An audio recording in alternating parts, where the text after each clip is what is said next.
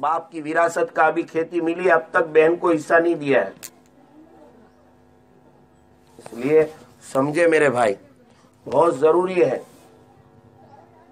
حساب صرف حج کے دنوں میں نہیں ہے. آج موت میں بیٹھے ہو, کل تمہاری موت آئے گی, کچھ پتا نہیں کب آئے گی, کیسے آئے گی, وہ اللہ جانتا ہے. اس لیے اللہ تبارک و تعالیٰ نے سورہ لقمان نے بہت عجیب بات بیان فرمائی ہے. فرمایا ان اللہ عنده علم الساعہ وَيُنَزِّلُ الْغَيْثَ وَيَعْلَمُ مَا فِي الْأَرْحَامِ وَمَا تَدْرِي نَفْسٌ مَاذَا تَكْسِبُ غَدًا وَمَا تَدْرِي نَفْسٌ بِأَيِّ أَرْضٍ تَمُوتُ. આજે વરસાદ થયો અહીંયા? આજે થયો ને? આ વરસાદનો મોસમ છે. બિચારાઓની કેટલી ખેતીઓ તૈયાર હતી, اس کا بھی منظر اللہ نے کھینچا ہے قرآن میں. اب یہ کہ موت کے منظر سے میں ہٹ جاؤں گا, ورنہ وہ بھی منظر کھینچا ہے کہ آدمی کی کھیتی لے لہانے لگی ہے, اور جو ہے ایک دم گیہوں کاٹنے کی باری آئی ہے, اور مشین اب چاروں طرف گھوم رہے ہیں کہ آج نہیں کل مشین والے کو بلائیں گے, گیہوں ہسے سے ہسا تیار ہو جائے گا. اندر ارادے خیر کے نہیں ہیں کہ گیہوں آئیں گے, میں غریب کو بھی دوں گا, میں یتیم کو بھی دوں گا, میں مدرسے والوں کو بھی دوں گا, میں حقوق والوں کو بھی دوں گا, میں ضرورت مندوں کو بھی دوں گا. اندر اس نے ارادے نہیں کیے ہیں, اندر اس کے خیالات اچھے نہیں ہیں. اس کا تو یہ ارادہ ہے આના પૈસા આવી જાય તો આપણે તો મોટું ડેકોરેશન કરવાનું છે, મોટો પ્રોગ્રામ કરવાનો છે, ये करने का है, वो करने का है. दुनिया के तमाम अजाइम उसने अपने दिल में रखे थे. वही आदमी रात में खेती देख कर आया था और उसको यूं था कि सुबह में मैं काट डालूंगा. अल्लाह का कुरान कहता है सुबह नहीं हुई, उससे पहले खेती को हमने बर्बाद कर दिया. वो अल्लाह है, वो अल्लाह है, वो अल्लाह है. برباد کر دیا. 5 چیزیں ایسی ہے دنیا میں کسی کو پتا نہیں. ان اللہ عنده علم الساعہ, قیامت کب برپا ہوگی, قیامت کب طاری ہوگی, یہ سورج کی روشنی کب ماند پڑ جائے گی, یہ آسمان کب اڑتے ہو جائیں گے, یہ پہاڑ روئی کے فایوں کی طرح کب اڑتے ہو جائیں گے, یہ زمین کب بچھا جو ہے ایک دم لپیٹ لی جائے گی, یہ اللہ ہی جانتا ہے. اس کی علامتیں میرے اور آپ کے آقا احمد مجتبی محمد مصطفیٰ صلی اللہ علیہ وسلم نے بیان کی ہے. اس میں سے مجمع ہے, اس لیے ایک نشانی سی بتاتا ہوں. نبی کریم صلی اللہ علیہ وسلم نے فرمایا ایک دور ایسا آئے گا کہ اولاد اپنے ماں باپ کی نافرمان ہو جائے گی. اولاد بجائے رحمت کا سبب اولاد زحمت بن جائے گی. حضور نے فرمایا کہ اولاد غضب کا, غصے کا, ڈر کا, ٹینشن کا, الجھن کا سبب بن جائے گی. آج ٹینشن ہے, لڑکیاں غیروں کے ساتھ فرار ہو جاتی ہے, ماں باپ کو دیکھو کتنا ٹینشن. ارے 17 سال تک پالا, 18 سال تک پالا, کیسی ہرکریزی کی.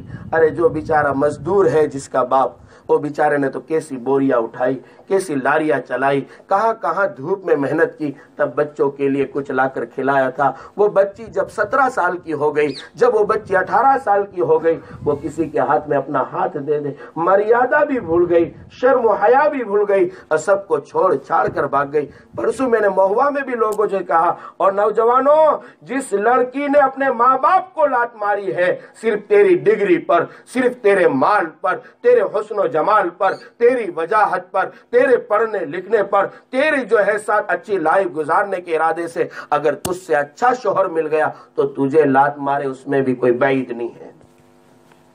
جس نے ماں باپ کو لات مار دی ہو, وہ بچی اپنے شوہر کو کب لات مار دے کچھ پتا نہیں. 2 بچے پیدا ہو گئے, پھر بھی عورتیں بھاگ جاتی. آپ کو واقعات پتا ہے, مجھے بتانے کی ضرورت نہیں. یہ سب دنیا میں ہو رہا ہے.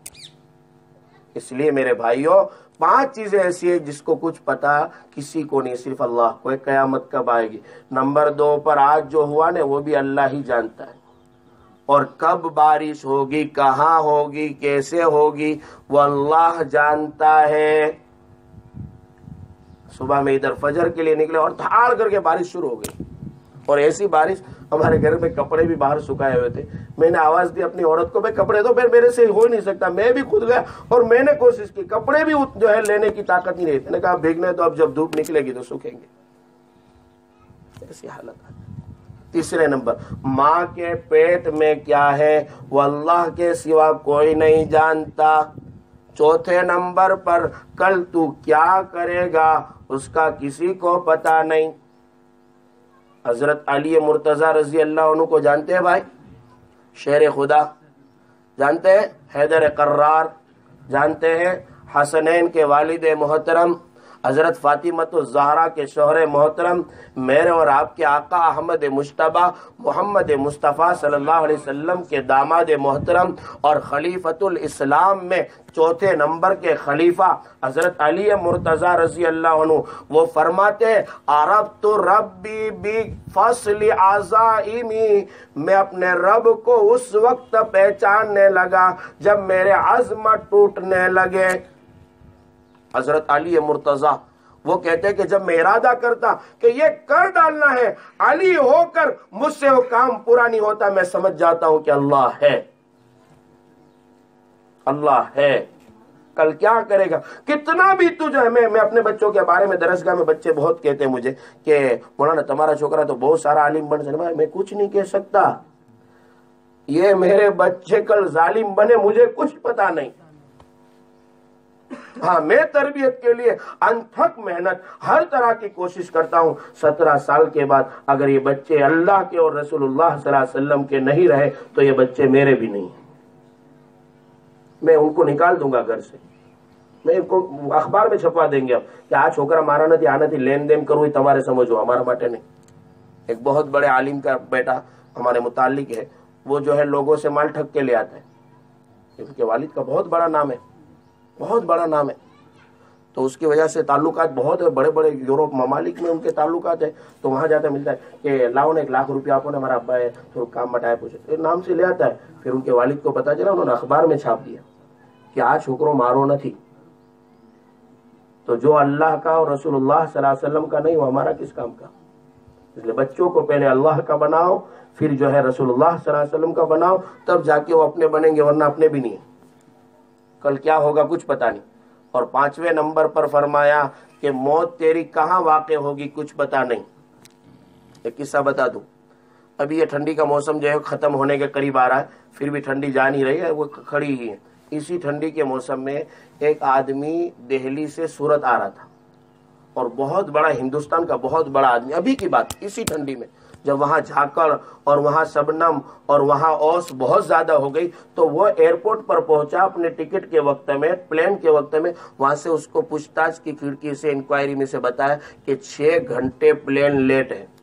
ابھی انگریزی اخبار میں ایک قصہ چھپا ہے، تو اس نے کہا 6 گھنٹہ یہ لیٹ ہے، پلین میں جا کے فائدہ بھی کیا، اور دوسرا ہے کہ شبنم بہت زیادہ ہے، کہیں کریک ہو جائے پلین اور آمنے سامنے ٹکر جائے، اس سے بہتر ہے کہ اپنے ٹرین میں چلے جاؤ، ٹرین میں بھی اتنا گھنٹہ لگے گا۔ تو اس نے بہت سپر فاسٹ کے اندر اپنا ٹکٹ بنایا، آن لائن بن گیا، اور جلدی پہنچا وہ وہاں ریلوے اسٹیشن۔ جب وہاں پہنچا ہے، یہ بیچارہ تو گیا ہے موت سے بچ کر، یہ بیچارہ تو گیا ہے خطرے سے بچ کر، یہ تو سوچ رہا تھا کہ میں مصیبت سے بچ گیا، میں حالات سے بچ گیا، میں ٹینشن سے بچ گیا، موت سے بچ گیا، کوئی ایکسیڈنٹ سے بچ گیا۔ جب وہ وہاں پہنچا ہے، وہ پلیٹ فارم پر پہنچا کہ ٹرین تھوڑی سی دھیمے دھیمے چلنا شروع ہو گئی۔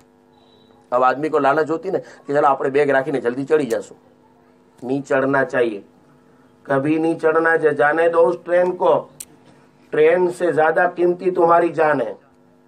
وہ آدمی نے سوچا کہ میں بچ جاؤں گا، میں چڑھ جاؤں گا، جب وہ چڑھنے گیا پاؤں پھسلا اور دھاڑ کر کے پلیٹ فارم اور ٹرین کے درمیان بھیج گیا، اور وہیں اس کی موت واقع ہو گئی۔ آج اسی موسم میں جو ہے سرما، اسی موسم جو اپنا چل رہا ہے ٹھنڈی کا، اسی کی بات ہے۔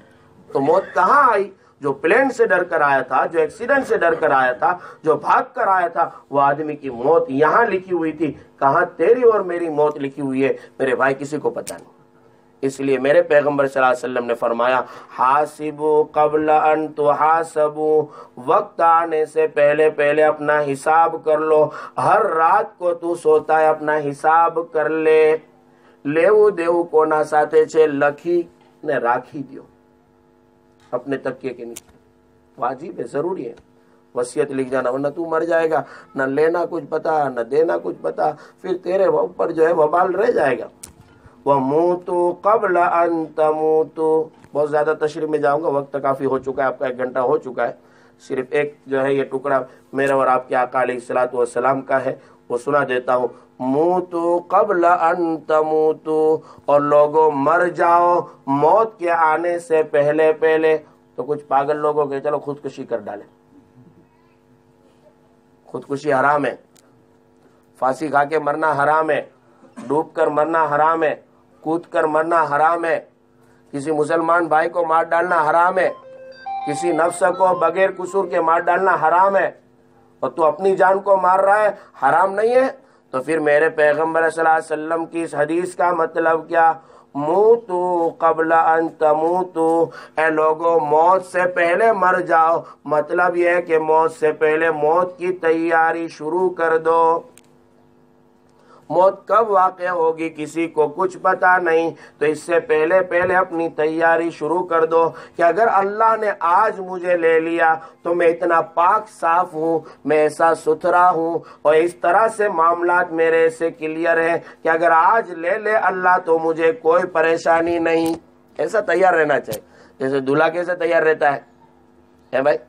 شادی میں دلہا ایک دم تیار، ایک دم اس کو بوٹ شوٹ میں لے کر آتے ہیں. بس خالی قاضی صاحب نو એટલું જ કહેવાનું ભાઈ કબૂલ છે કા કબૂલ છે જાઓ થયું.